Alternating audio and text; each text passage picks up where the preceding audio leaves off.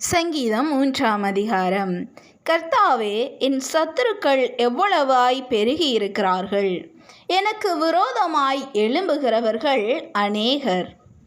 தேவனிடத்தில் அவனுக்கு இரட்சிப்பு இல்லை என்று என் ஆத்துமாவை குறித்து சொல்கிறவர்கள் அநேகராய் இருக்கிறார்கள்.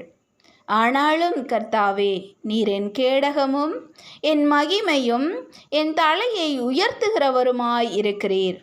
நான் கர்த்தரை நோக்கி சத்தமிட்டு கூப்பிட்டேன். அவர் தமது பரிசுத்த பர்வதத்திலிருந்து எனக்கு செவி கொடுத்தார். நான் படுத்து நித்திரை செய்தேன், விழித்து கொண்டேன். கர்த்தர் என்னை தாங்குகிறார். எனக்கு விரோதமாக சுற்றிலும் படையெடுத்து வருகிற 10,000 பேருக்கும் நான் பயப்படேன். கர்த்தாவே, எழுந்தருளும். என் தேவனே, என்னை இரட்சியும்.